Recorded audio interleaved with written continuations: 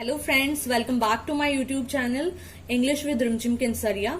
Today we will continue the analysis of the poem Pike by Ted Hughes, stanza wise. So let's start. Friends. This is the part 3 of the poem Pike. You can watch my previous videos as well. So let's start.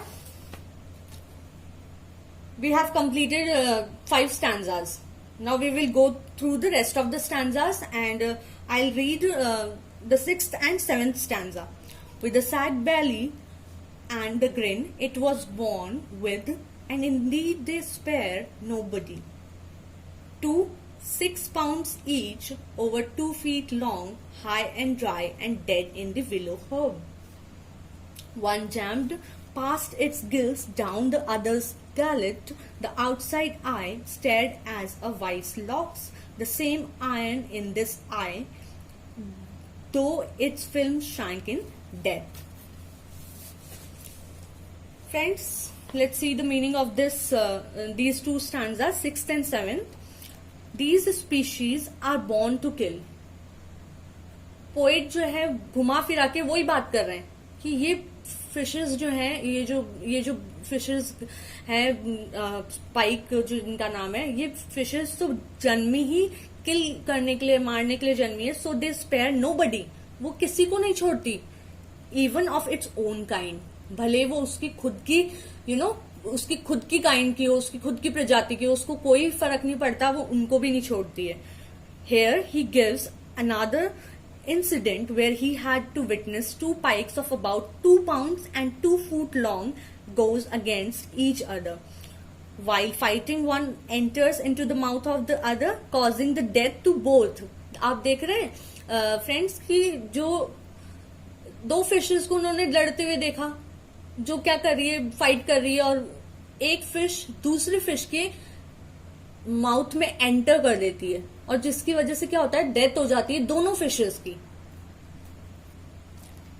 Further, the incident presents sure truth that vice can never beget virtue. Now let's see the stanza 8 and 9. Stanza 8. A pond I fished 50 yards across, whose lilies and muscular tench had outlasted every visible stone of the monastery that planted them. Stanza 9. Still legendary depth, it was as deep as England. It held pike too immense to stir, so immense and old that past nightfall I dared not cast. Friends, ये जो stanza 9th है, आप इसे mark कीजिए, star बना लीजिए, या जो भी आपको लगता है इंपॉर्टेंट लिख लीजिए, कुछ भी कर लीजिए. पर स्टैंजा 9th जो है, आप इसको अच्छे से पढ़िएगा, क्योंकि आपके जो बच्चे ग्रेजुएशन में है, पोस्ट ग्रेजुएशन में, उनके लिए रेफरेंस टू कॉन्टेक्स्ट में बहुत इंपॉर्टेंट, सबसे मोस्ट इम्पॉर्टेंट स्टैंजा है ये इस पोम का. ठीक है. In this poem metaphorically the poet has metaphorically compared the pond to England. We will see how he has compared it, and satire on England. It's a kind of satire on England, okay? और यहाँ पे जो इन्होंने use किया as deep as England, ये क्या है, simile है, SIMILE, सिमिली. ठीक है. Let's see the meaning of this stanza.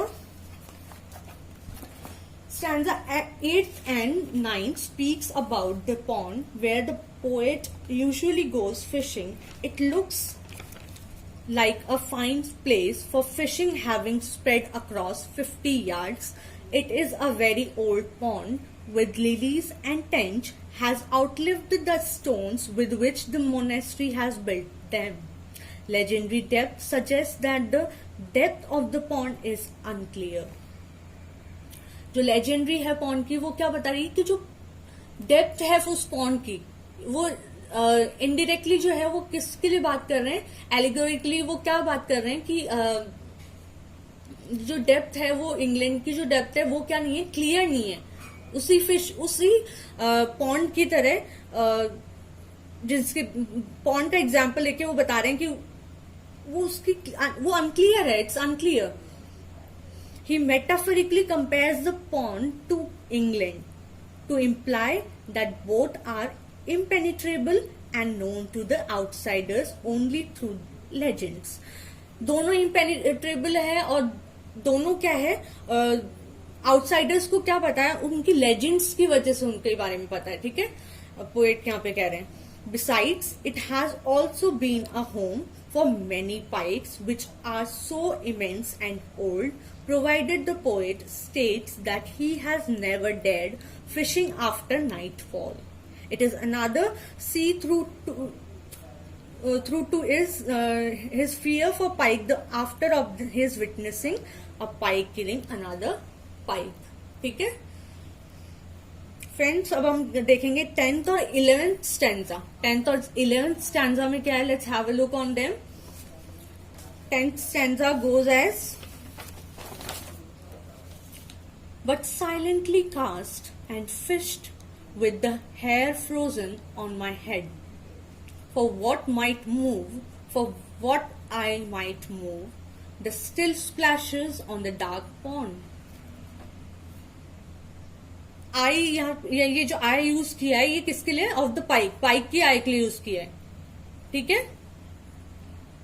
और यहाँ पे जो बोल रहे हैं वो the still splashes on the dark pond.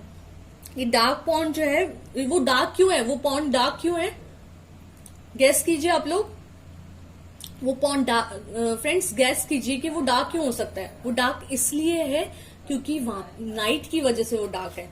रात में जो अंधेरा है उसकी वजह से वो पॉन्ड डार्क है, इसलिए उन्होंने डार्क पॉन्ड यूज किया है यहाँ पे. Owls, 11th stanza goes as, owls hushing the floating woods, frail on my ear, against the dream, darkness beneath night's darkness had freed, that rose slowly toward me watching. Now let's see the meaning of these two stanzas, 10th and 11th. In these stanzas, he tells us about how his fear of pike grew along with him. वो बता रहे हैं कि कैसे जब मैं छोटा था ना, तब से मेरी जैसे जैसे मेरी एज बढ़ी, मेरा जो डर है पाइक को लेके वो भी बढ़ता गया. ठीक है, Even now he carries that fear. Even इस एज में आने के बाद भी वो अडल्ट है अभी, और फिर भी उसको एक स्पेसिफिक एज में आने के बाद भी अभी भी पाइक से डर लगता है. As a result, whenever he goes to that pond for fishing, he never dare to make noise but fish silently. यहाँ पे जब वो जाते हैं पॉन्ड पे तो वो चुपचाप फिशिंग कर लेते हैं. उनकी अभी भी उनकी हिम्मत नहीं होती है कि वो कुछ कुछ बोल सके या फिर अपनी आवाज तेज कर सके, नॉइज कर सके. ठीक है, The following lines detail the experience of fishing at night in the pond. और ये जो फॉलोइंग लाइन्स मैंने आपको बताई थी कि वो जो नाइट में जो फिशिंग हो रही है उसको स्पेसिफिकली उन्होंने मेंशन किया है यहाँ पे.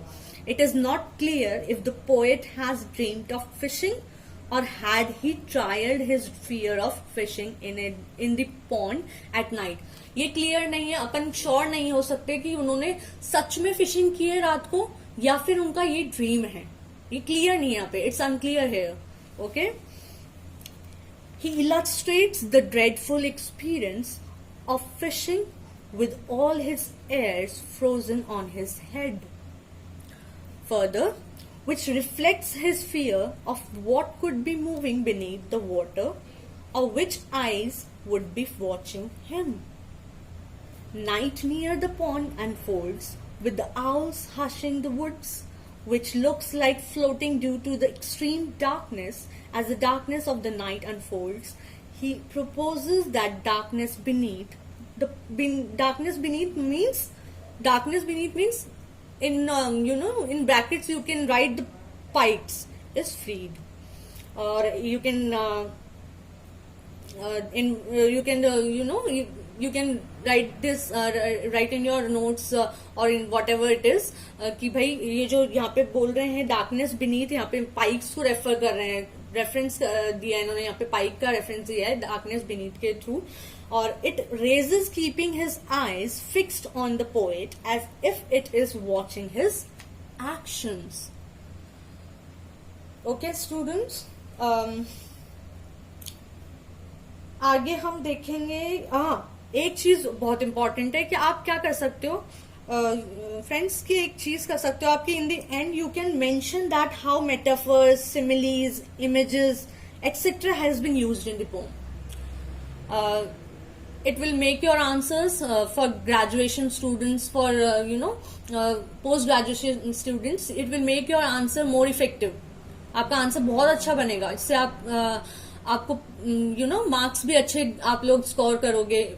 अगर आप ये मेंशन करते हो तो सिर्फ अपन को एनालिसिस नहीं करना, अपन को ये भी तो बताना है कि उसमें क्या क्या यूज हुआ है. जैसे मैंने आपको बताया सिमिली यूज हुई है इसमें, तो आप और जिसके लिए मैंने आपको रेकमेंड किया, आप एक बार एमएच एब्राम्स की एक बुक है अ ग्लॉसरी ऑफ लिटरेरी टर्म्स, आप लोग प्लीज, मैं आप लोगों को फिर से बोलूंगी कि आप लोग बाय कीजिए कैसे भी फटाफट और उसको पढ़िए, ऑनलाइन खरीदिए, कहीं से भी अरेंज कीजिए, आप लोग कर सकते हैं. और उसको बुक को रीड करिए. आप लोगों के जो भी डाउट्स है अगर इन सब चीजों को लेके, लिटरेरी टर्म्स को लेके, वो आपके क्लियर हो जाएंगे.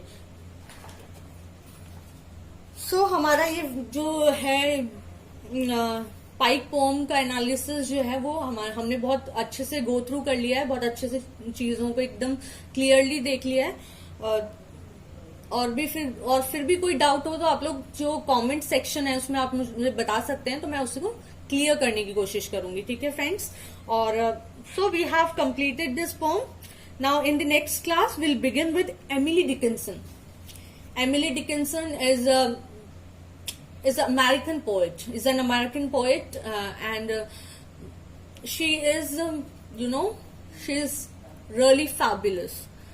आप लोगों को मजा आएगा उसकी नॉवल, उसकी जो पोम्स वगैरह है वो रीड करके. आप लोगों को बहुत अच्छा लगेगा उसे रीड करके. तो हम जो है अब एमिली डिकिंसन स्टार्ट करेंगे नेक्स्ट क्लास से. Till then take care, stay healthy and be safe. And thank you so much for watching this video. Please like and subscribe my channel, English with Rimjim Pinsaria. Thank you so much.